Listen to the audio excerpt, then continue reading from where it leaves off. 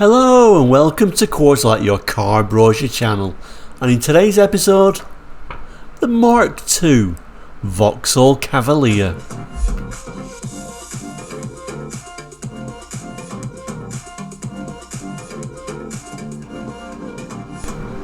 Welcome back, and if you're new to Quartzlight, we're a car brochure channel. We look at cars from around the world for the 60s, 70s, 80s and 90s, and sometimes beyond that as well. So if you think that might interest you as a car enthusiast, car brochure nerd, please consider subscribing. Anyway, back to today's episode, the Mark II Vauxhall Cavalier, first introduced in 1981. It was really a big thing for Vauxhall, and we often forget it brought, class-leading levels of economy and performance at the time. So anyway, the brochure we're looking at is a very early one from 1981, so let's get on straight on with it and have a look at today's brochure. So here is today's brochure, and yeah, it's a few little signs of wear on this particular one, but I do like this particular brochure because it's such an early one. The Mark II Cavalier was first introduced in August 1981. Sales started in September 81. This brochure is dated September 81, so the first brochure for the Mark II. As you can see at the top, all new Vauxhall Cavalier, front wheel drive now, and interesting to know, it's no real difference to the Opel Ascona now, apart from your badging and trim levels, but it was really very much the sister to that particular car, and was a huge success at the launch. Later on, obviously, sales dropped off, but at the start of the first few years, it was a huge success. It ran till 1988 when it was replaced by the Mark III, of course, but there was a facelift around about 1985, sometimes referred to as the Mark IIB, but this is the early ones, and like I say, exciting to see how customers actually saw the car at launch and what sort of trim levels were being offered, because remember, at this time, Ford still had the Cortina. Oh, and incidentally, some of you might recognise this sort of almost neon type lettering at the top. It was kind of like a theme of Vauxhall brochures in 81. We recently looked at the Astra as well, didn't we, for 81. Similar theme with that sort of neon. And even, Chevette, this same sort of theme of this sort of neon style. So I think they would look quite nice all together in the showroom like that, I think. Anyway, enough waffle, let's open the first page. So there we go, here is the Cavalier in very 80s colour, particularly like this green shade. Of course, launched as both a saloon and a hatch. Of course, the Cortina was just a saloon until the Sierra came around, and the Sierra at the start was just a hatch. A bit more choice really, having both models. I don't know why Ford didn't do that for the start with the Sierra, to be honest with you. But a nice proportioned car. This kind of picture is sort of showing streamlining. Obviously Cavalier's got way more streamlined in Mark III guys and beyond, of course, but still, for 1981, a nice slippery shape, and indeed one of the key points of the Cavalier was kind of class leading fuel economy, and we'll see that mentioned around. But anyway, let's zoom in on the text. We'll just read a little bit of this because it's a bit wordy, and then we'll move on. So it starts by saying Cavalier, new dimension in power, economy and value. A medium-sized car credited with over 46 miles to gallon at a steady 56. So straight away, it's thrown in this great fuel economy figures, telling it's both a saloon and a hatchback, etc, etc. I'm not going to read it all, but that's kind of the theme of when this was launched. Saloon, hatchback, good fuel economy. And of course, even when the Sierra did eventually arrive, this was a much more traditional shape, much more a kind of car that people was used to by this stage, because you know the Mark 1 Cavalier wasn't that different really, was it? Brought the Mark 1 Cavalier into the mix there. It was already quite a little bit of a futuristic design. This is from 75, and of course you notice no neon. We're in the 70s here, no neon for us. But it wasn't a drastically different designed car, although I must admit I do prefer the styling of the Mark 1, but it wasn't a whoa, what's this, like the Sierra was compared to the Cortina. So that was certainly an advantage, I think, for Vauxhall. So as we turn the page of this Mark II Cavalier brochure, we can see it doesn't jump straight into looking at the different trim levels. It's kind of giving a bit of an overview of some of the features, some of those key styling points of this new car, and hatchback practicality. We'll zoom in on some of these pictures. We may even look at a bit of this text and then we'll move on. So these little images are quite nice to give us a look at these new headlamps, and obviously the tail lamps as well. And for the more traditional buyer, a nice sized boot. And we have a little bit of a look at that saloon model there, quite a plain one in white.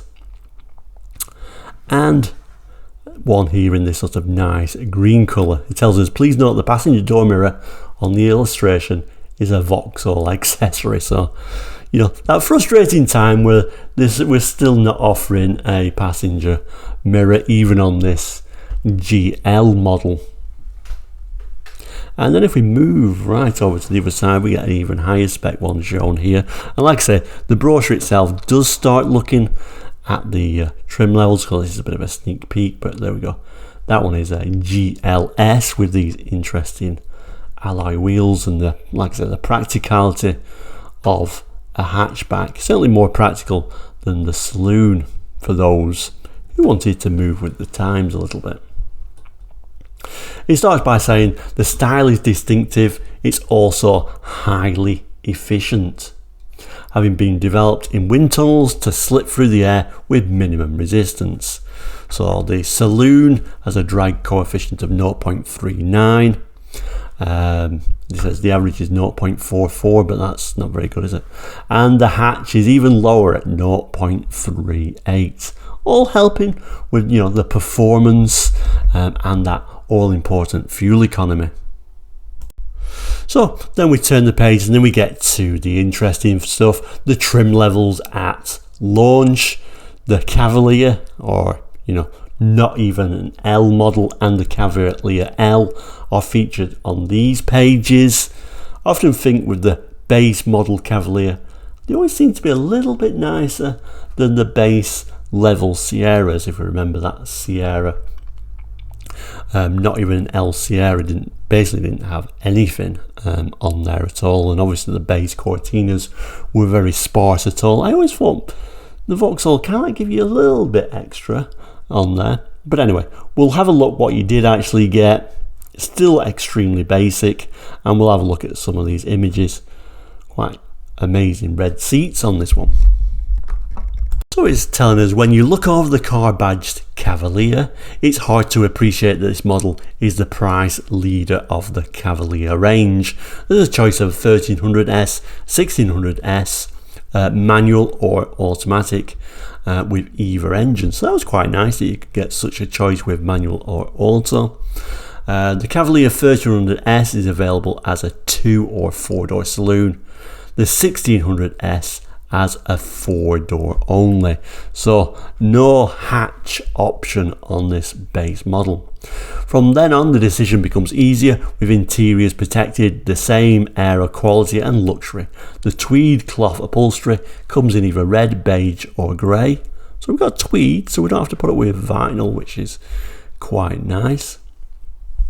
So obviously your interior colour depends on whatever car colour, outside colour you get. It says open type front head restraints are standard, which is nice for 81, isn't it? Along with infinitely adjustable reclining seat backs and inertia reel belts. Behind the wheel, two levers give fingertip control of all major driving functions, such as the headlamp dip, wipers, washer and horn. The cockpit style instrument and panel incorporates a large speedo with trip recorder, and the fascia presents an array of mixed and cold air outlets. Although the price leader, the Cavalier scores with extra refinements of the sort usually reserved for the more expensive models. Swivelling twin sun visors, dipping rear view mirror, illuminated heater controls, boot mat, assist handles and coat hooks, intermittent wiper action, locking petrol cap, reverse lights and body side protection mouldings are among the refinements. And indeed, at this time, these body mouldings were very rarely put on base level cars, I must admit. It was always nice in the supermarkets, car park, and I know even my dad's 83 Triumph Acclaim HL didn't even have body mouldings on that. And yeah, I know it's a lower model, but still, you had to go up to the HLS. And indeed, Fords didn't usually put these body mouldings on the base cars. Super basic interior though, isn't it? That one little speedo in the centre. Of course, no radios. They would always be aftermarket or optional extras. So it does look very, very basic on the inside. And we also get a little bit of a look at this four-door saloon. To show the badging just simply says Vauxhall Cavalier, so no name for this particular one. And then finally this lovely interior which you got on a white example, and like it says, nice to get these head restraints on a base model. And then we move up to the L. So let's have a little bit of a read about the L, and we'll look at some of those pictures as well. So it's telling us the L trim level. It says, if the Cavalier appears refined by ordinary standards, the Cavalier L is certainly a notch up the scale on its rivals, and this is the point in the range with a choice of saloon or hatch. So this is your base model if you wanted a hatchback. Donegal tweed cloth upholstery sets the interior style, complemented by deep loop pile carpeting. Saloons even have the boot side panels carpeted. On the hatch, wheel housings, rear side panels and load deck are also carpeted. The closed type front head restraints are adjustable for height and tilt. A fitted radio keeps you abreast of the latest weather and traffic reports, plus your favourite programme available at the touch of a button. Built-in twin speakers on the fascia enhance the sound quality. There are other nice touches too, like the soft feel steering wheel and quartz activated clock are illuminated. An illuminated cigar lighter and glove locker.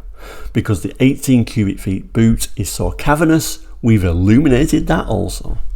Loading the hatch couldn't be simpler. There's 15.7 cubic foot of space under the rear covers, which rises as the tailgate opens. Stow the cover, fold the rear seats flat in seconds, and you have 42.9. There's extra distinction in overall appearance for the L models, with bright mouldings picking out the side window outlines, a remote control driver's door mirror, a retracting aerial, and 165 SR radial tyres. So again, really for the 81, it wasn't really too badly equipped for a lowly L.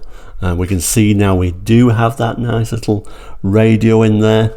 We've now got a clock in there as well, so it is worth moving up to the L for sure. But at these times you didn't get a lot of equipment, so I'm sure you would have been quite happy. Another example of an L in that sort of green colour, and as it's talking about, we get a little bit of bright work light around the windows like what Ford used to do. And there's the hatchback in this rather period gold colour. Seats look reasonable, nothing out of the ordinary, but there they are. As we turn the page, the trim levels continue. We've now got a GL and an SR. Yeah, right at launch you've got the choice of this Sporty SR version. Quite exciting to see that one, but let's stick with the GL with this rather wonderful green seats. We'll read a bit of this trim and then I'll probably ponder over those seats for a bit. So here we go, the Cavalier GL. If you like your motoring overlaid with a lot of extra luxuries and refinement, the Cavalier GL is a car that embodies it all beautifully. The GL's stylish lines are enhanced by distinctive wheels and wheel trim rings. On hatchback models, a powerful wash wipe keeps the dry, deep glass area clear in wet weather. Inside, there's luxurious appearance and feel of velour cloth upholstery, velour carpet and door with continental style front armrests, also trimmed in cloth. To guard against kick marks, the lower door sections are carpeted. The 4-spoke steering wheel fronts a comprehensive array of instruments which feature a rev counter, voltmeter, oil pressure gauge. There's also a warning buzzer to alert if when leaving your car you accidentally leave the headlamps on. Extensive sound installation, including an underbonnet sound absorption mat, ensures that already low noise levels are even further subdued. And for the GL, there's an attractive range of optional available at extra cost for those who like to add individuality to their cars. Another look at that interior. Yeah, nice. We've got a rev counter now, so that's a nice little addition at this time. Here is a look at the GL saloon. Just about make out sort of the little rims, additional rims on there. And there is the hatch. Nice colours. I particularly like this colour, but I think I'd buy it in that colour for that interior. What a wonderful looking velour interior, and people will often watch my programme, they know my favourite seats are the velour interiors, so I like this and I love the green. And also viewers will know I really love base level cars, but just this once I'd like to move up to the GL. Looks like a lovely place to be. Also looks like this is an automatic. I probably wouldn't have gone for that, but it is a nice looking interior in that green with the green exterior. I'm taking that one. But let's move up the range because the next model is particularly interesting. So here it is, the Cavalier SR, the sporty one. Not top of the range, there is a model to come yet, but still, this is probably the car that most people would have really seen in the showroom and thought, oh, I really want that one. We're talking about seats, what wonderful sporty looking seats they are. Bit of a different steering wheel, this sort of 3-spoke steering wheel, but as before, we'll read a bit of this text before we get to the pictures. Cavalier SR. During the Cavalier's development, it became clear that road holding, ride, steering and overall response, the dynamics of the car were an exceptional high order, so why not sports version of both saloon and hatchback? The result is the Cavalier SR 1600S, specially developed for those who like the motoring with extra panache. You'd think these would just come in hatchback really, wouldn't you? They look a bit more sporting, but yeah, you could get them as a saloon as well.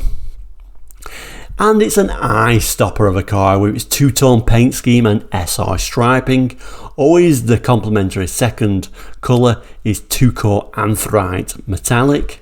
So that's a little bit of interesting bit of knowledge for a few of your car nerds there. Always that anthrite or anthracite metallic in the lower colour. And anthracite colour is extended to key mouldings. Sports alloy road wheels, shod with low profile radial tyres. Inside, body hugging Recaro seats are upholstered in Highland check cloth. There's a host of comfort and convenience features such as a push button radio, continental style front armrests and drivers and passenger door pockets. Every sports minded driver will appreciate the full instrument pack behind the special 3-spoke steering wheel. together with fingertip control of primary functions, positive gear change, smooth pedal action and two-tone horn. The SR driving setup is designed for the keen driver to extract the utmost pleasure from the SR's strong performance potential. And indeed that is the sporting 3-spoke steering wheel. We get a little bit of a look at the SR hatch, and like it says, this anthracite lower body, no matter which colour you choose, looks like they've chosen a silver. And there is the saloon, give you an idea where the SR badging would be. And then we've got that amazing interior that really does look the part and kind of like makes the car for me, is those sporty seats. And then we get to the top of the range at this time, the Cavalier GLS. So special it deserved a 2-page section for this particular model in this rather unusual interior colour. So let's have a look at some of the text and then we'll glance at some of the pictures. Also, we could get this as a saloon or a hatch. It tells us the Cavalier GLS is the ultimate Cavalier with all the luxury refinements you'll ever likely need. There's a sliding steel sunroof for fine weather motoring, and when it's extra bright you'll appreciate the bronze tinted glass all round, plus a shade band at the top of the laminated front screen. Patterned light alloy road wheels together with a colour contrasting coach line just below the glass level accentuate the top of the range image. The interior too is all what you expect of a top luxury car. Upholstered and equipped is to the same high standards of the GL, with the addition of a mono radio incorporating a stereo cassette with 4 speakers. A fascia mounted control wheel enables you to balance out the front and rear speakers. If preferred, a stereo radio stereo cassette may be specified at extra cost. A remote control passenger door mirror is also standard. Hooray! Well, let's read that again, that's good news. We've got a passenger door mirror now, standard. Well, there we go. Available only with the 1600S engine, both the GLS and saloon and hatch provide standards of comfort and performance that rank alongside cars in a much higher price bracket and offer fuel economy that enhances their outstanding value for money. So if we look on the outside of this top of range GLS, this is your saloon, giving you an idea of those interesting alloy wheels. And we also can see one in this nice green colour. I always thought the grills on these were kind of like strange. You kind of like, whenever I saw them, you always look like, oh, the grills have faded, they've gone this grey colour, but they're not really a black colour to begin with, are they? A look at this interior. Like I said, the interior is really the same as the GL, there's not that much difference. And if we look at that interior, we can see that nicer radio in there.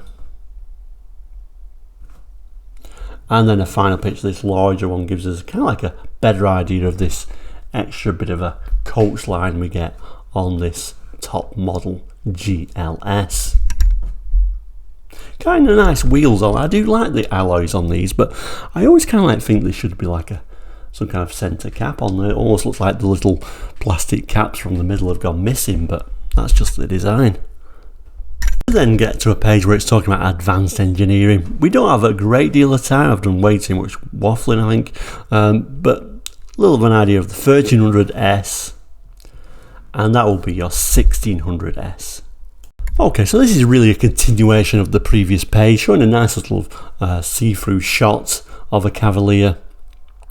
Down the bottom we've got a bit of a GL, but the interesting part is to look at these sort of hatchbacks, give you an idea of the difference. That's your L model. Also gives you an idea of, you know, the carpeting. So gold, you got this sort of like colour interior. I think the only real drawback with these is kind of like you've got a very high lip, haven't you, on these early ones. Here's a green one, and you're showing your green carpet. This is also the GL, so it moved up, showing it with the rear seat folded back. I often think with these car brochures, what random stuff they used to put in boots and hatches to show how much things you can get in there. I'm sure someone was having a bit of a joke on this one. What random stuff's in there? Even looks like we've got a dead tortoise in the back there. That's really quite bizarre. Someone was having a laugh, surely. I wonder if this is the GLS. Probably is. Alloy wheel as a spur. You'd never see that late, even in the 90s. Did you get alloys as spurs? Certainly not today. You're lucky even if you get a spur, not just a puncture repair kit. There is a GL there as well. And then we get to the page which is either your favourite part of these brochure reviews or your least favourite, depending on how your mind works, I guess. So I can go off with the specifications. If I can manage to zoom in on there, and there we go. So we've got a 1600 and that 1300, so a 1297cc and a 1598cc. Transmission, only a 4-speed gearbox at this time. And there's a little bit of a look at your gear ratios. Suspension, I mean, even it's an interesting time this as well. I know 70s they used to put lots of information in there.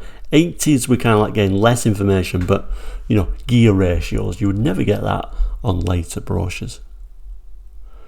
Brakes, steering, those wheel choices. So alloy wheels on your GLS, of course, sports alloy wheels on your SR. Nice, isn't it, that they're all standard? Ford didn't like to put, no, I don't really like to compare Vauxhall and Ford, but you naturally do so at this time. But Ford really didn't like giving you alloy wheels, even on your gears and your sporty Fords. But here, SR, you can have it.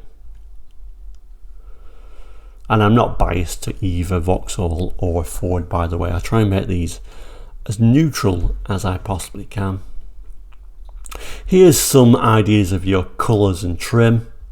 So different if you get the base model, the L, and then the GL, GLS are the same. So we've got Polo White, Henna Red, Royal Red, Jamaica Yellow, which I would have gone for. Possibly not with that green interior though, I forgot about that, maybe Reed Green. Light Grey, Smoke Blue, Silver Metallic, Dove Blue Metallic, Antique Gold Metallic, Silver Green Metallic. I did like that Silver Green Metallic, that was shown quite a bit, telling us that it's a metallic paint and extra cost. And there we go, we get an idea of the SR's exterior colours. Always with that anthracite metallic at the lower end, but we could have Polo White, Light Grey, Jamaica Yellow, White Gold Metallic, Astro Silver Metallic, Carnelian Red Metallic, Opal Green Metallic, Aquamarine Blue Metallic. And it tells us 2-coat metallic paint finishes optional at extra cost. So again, metallics are a little bit more expensive. Bit of an idea about your weights there.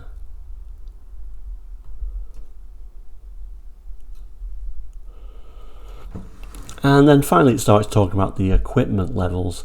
Now the equipment levels in Vauxhall brochures I'm never keen on. I think the Ford brochures kind of like did a better job of showing you what equipment cars have got on there. I'm not going to read this all out, so I'm just going to try and get this somewhere you can see, and then you can pause the screen if you need to and read all that sort of equipment if you want to. Tops there it's talking about the interior, lower down it's talking about the exterior, and that's your base model, and then your Cavalier L. So that's all your equipment you got on top of the base model, including the exterior.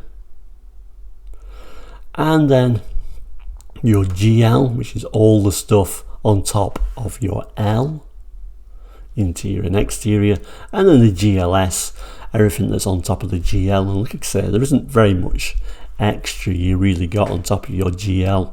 I guess the main things were those alloy wheels and your sliding steel sunroof. And then finally your SR, and this is telling us this is just what it's got on top of the base model car. So like I say, you can pause them bits if you want to read them in any great detail. It tells us a little bit about options. You can say you can have this sunroof as an option if you wanted. You've also got the option of headlamp wash wipe, which is nice, isn't it? And then it gives you an idea of those options in a little bit of a better layout. I prefer this sort of layout. So blue dot optional, black dot standard. So you could get headlamp wash wipe on all the models apart from that very basic one.